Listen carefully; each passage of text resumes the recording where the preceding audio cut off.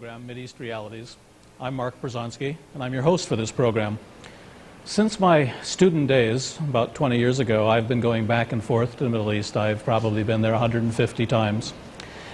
Usually, these days, 1995, when we talk about the Middle East, we talk about the peace process. But of course, it was just a few years ago that there was a massive war in the Gulf. Iraq has been destroyed. There are still sanctions against Iraq. We hear about turmoil in Algeria. We hear about problems in Pakistan. We hear about explosions in Saudi Arabia. What we don't hear very much right now is about the arms race in the Middle East. What people don't hear very much is that even though there is what the politicians tell us to be a peace process, the government of Israel increased its military budget this year. What we don't hear about is that arms sales to the region have never been higher. What we don't hear a lot about is that the Americans are the ones who in fact sell most of the arms to the Middle East. And today's program, in a sense, is a very unpleasant subject, but nevertheless, our goal with Mideast Realities is to bring you the truths of the situation as best we can. And thus, this week, we're talking about the nuclear arms race in the Middle East, something that I think if one did a search in Lexis and Nexis and tried to see if many articles have been published in the American press in the past year or so, there probably hasn't been too much published about this. But by the end of this program, I think you'll understand why we've chosen to discuss this subject. We want to bring you some clips that we've collected, some people discussing the situation in the Middle East, why there's a nuclear arms race, what the nuclear arms race, the risks that are involved to the countries in the Middle East. And by the end of the program, we hope that you'll have an understanding that even though the politicians are always telling us that there is the peace process, underneath the peace process, certain historical realities continue, certain tensions, certain competition between nations, ongoing tensions between Israel and the Arab states. The region actually is in considerable turmoil, from the civil war in Algeria to the sanctions applied against Iraq, to the situation in the Gulf. The very region itself is actually boiling, actually in turmoil, and one of the reasons for the peace process is an attempt by the United States government and the authoritarian governments of the region to come to some kind of accommodation in which this nuclear arms race that we're going to be talking about can maybe be prevented. Let's go to the first clip we have. It's from a BBC documentary from a few years ago. After we show you the clip, I'll explain to you its significance. It was, in journalistic terms, a major world scoop, a major newspaper scoop of international significance. This story was definitive in that it proved beyond doubt that Israel had a nuclear capability, but not only that, it proved it had a very sophisticated nuclear capability, not just a couple of bombs a year, but an assembly line of bombs using the most sophisticated and advanced nuclear technology. And the result of this story was to place Israel as the world's sixth nuclear power. As a result of what we got from Vanunu, it was now clear that Israel deserved to be up there alongside France, Britain, China as a major nuclear nation. Israel has never admitted to possessing nuclear weapons. Israel undertook upon herself not to be the first country to introduce atomic weapons in the Middle East. This was our policy, and this is our policy. Now, of course, the Shimon Peres pictured in this clip, he was then the foreign minister. Now, because of the assassination of Yitzhak Rabin, this is the same Shimon Peres who's now the prime minister. And let's be honest about it, that's the purpose of this program. Shimon Peres is a master of double talk. We all know that Israel has nuclear weapons. We knew so before Mordechai Vanunu, which I want to tell you a bit about in a few moments. But the Israelis try very hard to use this double talk language, that they will not be the first ones to introduce nuclear weapons into the Middle East, on the pretext that because they haven't used them or because they haven't pushed the final screw together, they don't actually have nuclear weapons. Of course, it's not true. The Israelis have hundreds of extremely sophisticated nuclear weapons. And that is the origins of the nuclear arms race in the Middle East. This goes back to the 60s and the 70s. Whatever the motives that the Israelis had at the time and the Americans had at the time in bringing nuclear weapons to the Middle East, it was the Israelis who have done so. Now, a number of Arab countries have begun to try to develop nuclear weapons. Pakistan has nuclear weapons, and there used to be talk of the Islamic bomb and Gaddafi's involvement with Pakistan. Many of us who are experts about the Middle East believe that the Gulf War and the destruction of Iraq was far less about Kuwait than it was about Iraqi military power and the Iraqi desire to build nuclear weapons and other weapons, chemical, biological weapons of mass destruction. So in that sense, the arms race has already been going on, the nuclear arms race, but it's been going on at a relatively quiet level, and of course the politicians want to talk about other things. They don't want this subject to be put forward in people's minds. But let's also talk about Mordechai Vanunu, because the clip you just saw is from a documentary made by the BBC. I believe it was made about 4 years ago. There is a person languishing in a cell 7 by 10 feet in solitary confinement, imprisoned for 18 years in solitary confinement. And what was his crime? His crime was that he went to London and he told the London Sunday Times, not for money, not for personal gain, but for reasons of conscience, about Israel's nuclear weapons program. The London Sunday Times then published in 1986 this huge expose about nuclear weapons in the Middle East and Israel's nuclear arsenal. Vanunu was kidnapped. We've done other programs about Vanunu. Vanunu was kidnapped. He was brought to Israel. He was secretly put on trial. He languishes now in solitary confinement. And why does he do so? He does so because nuclear weapons are the secret of today's Middle East. Let's go to our next clip. It's from Cairo. It's a gentleman I've known for almost 20 years, one of the more profound and thoughtful commentators about the events of the Middle East. In fact, this gentleman wrote a book in 1973 called When the Guns Fall Silent, predicting that there would be an Arab-Israeli peace, although not the kind that's come about, which he's not very pleased about. But his name is Mohammed Sid-Ahmed. I interviewed him in Cairo on the rooftop garden of the Carlton Hotel. Let's hear what he has to say about this subject. Nuclear arms race underway in the Middle East, even though it's not much talked about? Yes, I think that if Israel is going to stick to the stand it has, there will be a nuclear arms race in the Middle East. Because it will not be as easy as before for Iraq to do what it did with Iraq when it hit Iraq's nuclear installations about 10 years ago. It is not, or 13 and 14 years ago. It is no longer as easy as it was before.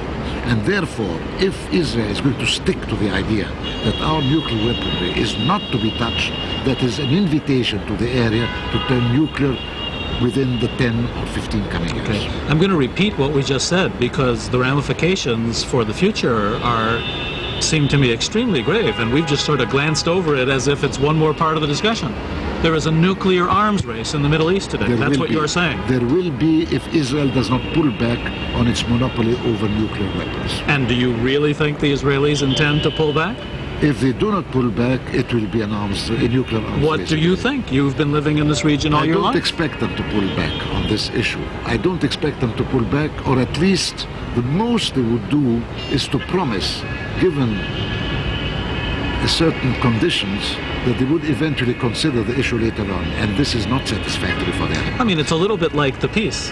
The Israelis call what we have now peace. As you point out, it's surrender, it's not peace. People understand it's not peace. The Israelis say that they will not be the first to introduce nuclear weapons into the region, but we all know they have nuclear weapons. We all know from published reports that they have hundreds of nuclear weapons. Yes, of course. But no, they have. What I want to say is it has become very difficult today to indefinitely keep out of the region a nuclear build-up if one state believes that it can keep its monopoly over these weapons.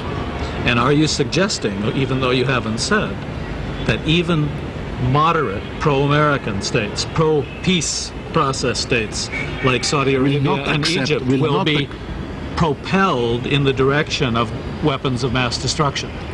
Absolutely. Absolutely. This is frightening, you realize what you're saying. I know. I don't think that anybody will accept Israel alone to have nuclear weapons in this area ever. because the emotions of this region are not like the Cold War when the Cold War took place, there were two centers of authority. And the couple of times we got close to a nuclear war, those centers of authority pulled back. The passions of this part of the world, with competing centers of authority and competing emotions. The threat is there. The threat is... That's what you're talking about. Well, that's what you're talking about. Yes, exactly. No, what I'm saying, I'm saying as I see it, I mean, put all together, it will begin today by Israel having the nuclear weaponry and the Arabs not having.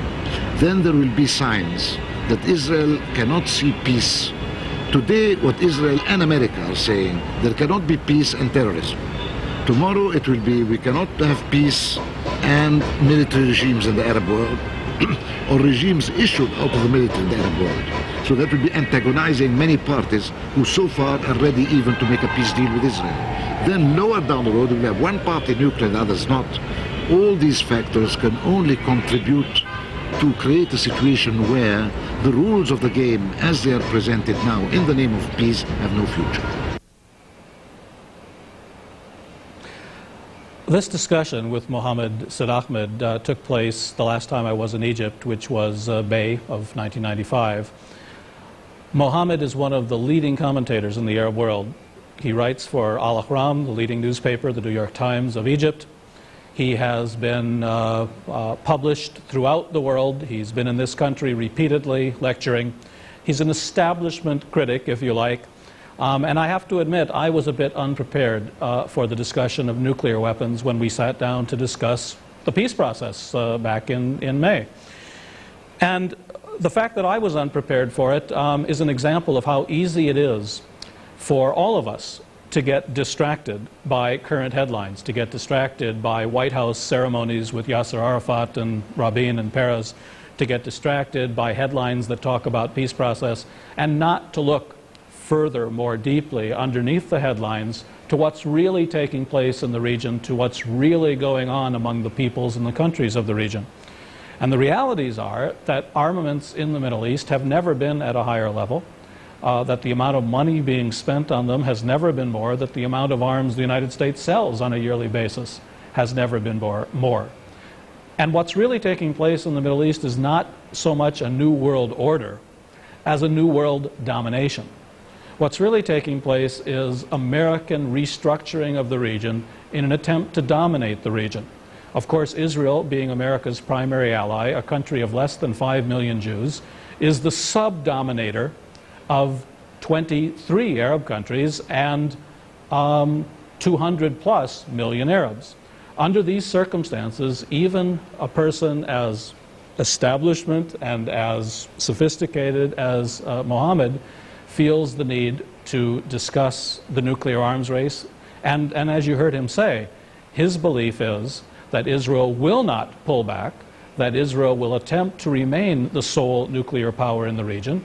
And that, of course, creates the conditions where even states that are working with the Americans, even client regimes in countries like Egypt and the Gulf, feel a need and feel pressure coming from their military and coming from public opinion to develop counter weapons of mass destruction, not to mention what happens in states which have revolutions, like Iran, which clearly has a nuclear weapons program, like Algeria, like the Sudan. Let's take you to another clip, this one outside the Israeli embassy, a demonstration that took place in September of 1995. After the clip, I'll again mention to you why I think it's so significant. Know me, and we're here to call for the release of Mordecai Vanunu and to call for the abolition of nuclear weapons in the Middle East and around the world.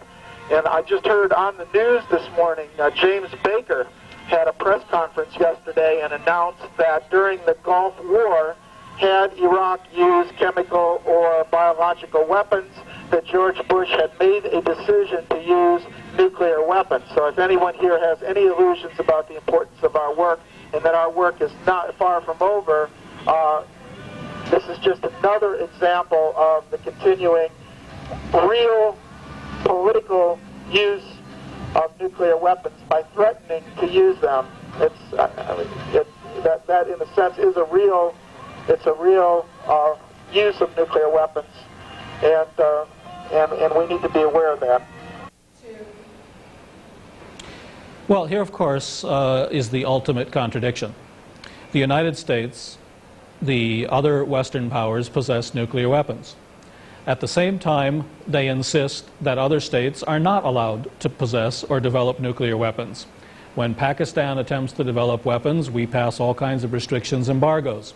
When Iraq attempted to develop nuclear weapons, the Israelis bombed it, and then, as I said previously, many of us believe Iraq was destroyed not because of the invasion of Kuwait, but because of the policies of strength and countervailing power that Iraq was pursuing.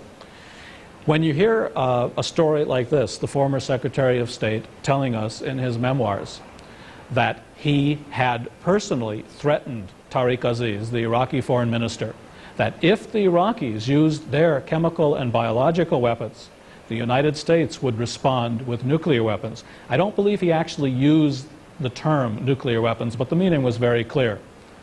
George Bush, in that situation, even when there was no threat to the United States in terms of any threat to our own country, even when our military clearly outclassed the Iraqis, there was no question who was going to win that war. Nevertheless, the United States still threatened the use of nuclear weapons. Now, what does that do to the psyche of peoples in the Middle East who understand that their region has been balkanized, who understand that client regimes have been imposed on them, who understand that they live totally without democracy, totally without power? They live in police states, they live in tyrannies, they live in democracies where the votes mean little. They live in a situation where the Americans talk about democracy and self-determination, but in reality America imposes these client regimes on the peoples of the region. And then we haven't even gotten into economic issues of colonialism and imperialism. It's these kinds of factors, it's this kind of thinking, it's this kind of tension which creates in the region an understanding among the elite, among the Mohammed Sid-Ahmeds of the region, that nuclear weapons and an arms race are going to be thrust on the region so long as Israel and the United States attempt to dominate through the possession of their own weapons of mass destruction. Now, nobody can clairvoyantly tell you how this is going to work out, and what years it's going to happen, and exactly what country is going to take what step. After all, it wasn't that long ago that the Shah of Iran was our closest ally in the region, and the Shah of Iran was wiped out within 6 months of his appearance at the White House and Jimmy Carter telling us how stable his country was. We have one final clip for you in this program. Another nuclear activist, his name is Sam Day. He's the chairperson of the Free Vanunu Committee. And let's go to that clip. And again, after, I'll try to put in perspective this whole subject. Einstein, who said that with the unleashing of the power of the atom, everything changed except our way of thinking, and so we drift towards inevitable disaster. What he meant by that was that when we learned how to harness the power, nuclear power, we got control over forces that are so much beyond our ability to understand, that we're sort of like children playing with dynamite. We simply do not comprehend in our minds, let alone master in our political processes, this kind of destructive power.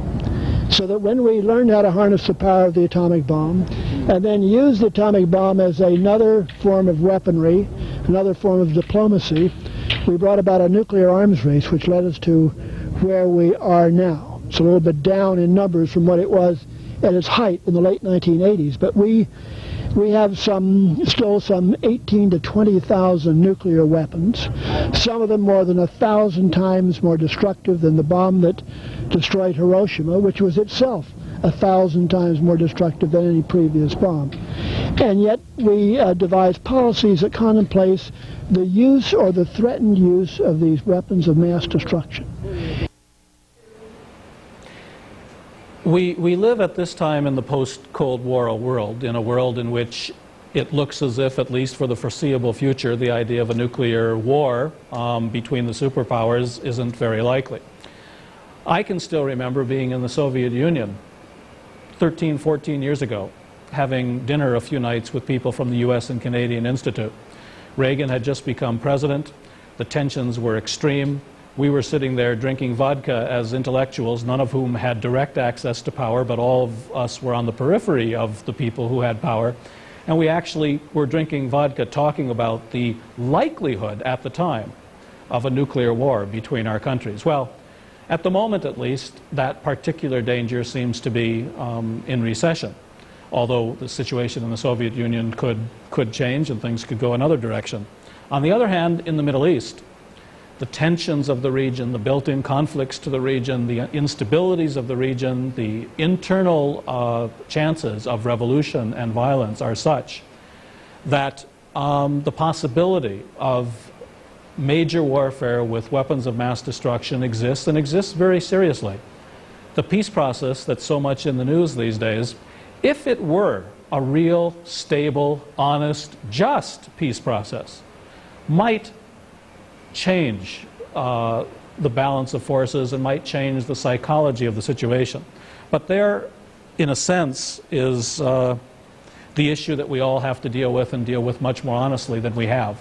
Because while the politicians are telling us that the peace process is a major accomplishment, the experts are telling us that the peace process is a sham, is unstable, is not likely to work. Let me just read you a couple of quotes to bring this program to a conclusion, because in the end, if the peace process isn't stable, if these experts are right in their thinking, then of course we're living through maybe the eye of the storm, and in the eye of the storm things are calm, but the storm is going to come back.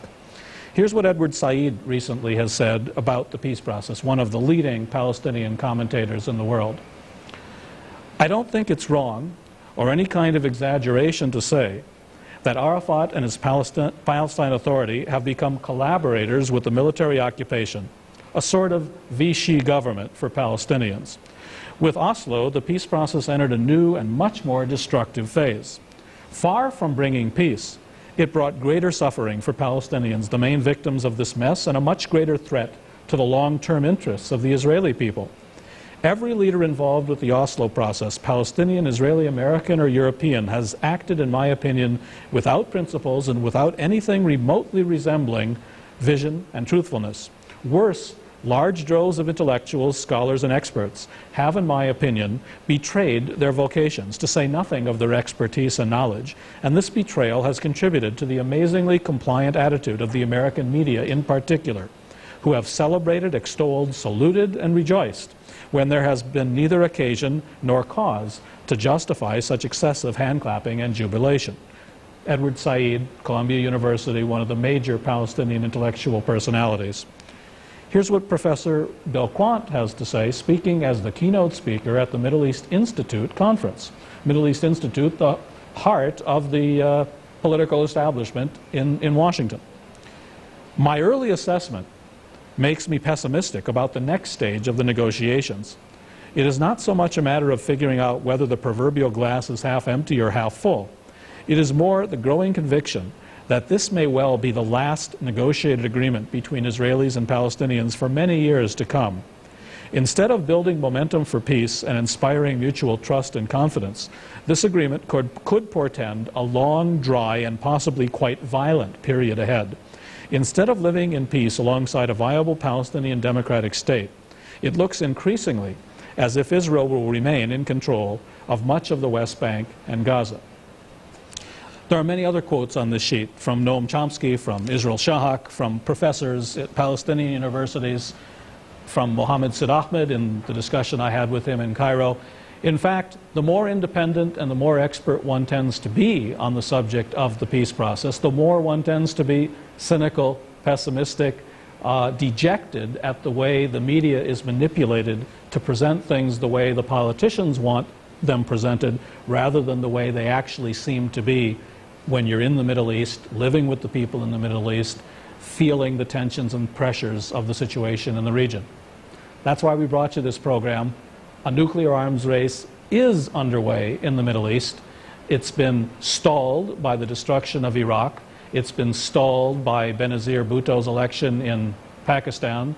It's been stalled by the embargo that Libya has been placed under. There hasn't as yet been a revolution in Egypt. There hasn't as yet been a revolution in Saudi Arabia. But tune in next week, please. We'll try to tell you more about the situation in the Middle East.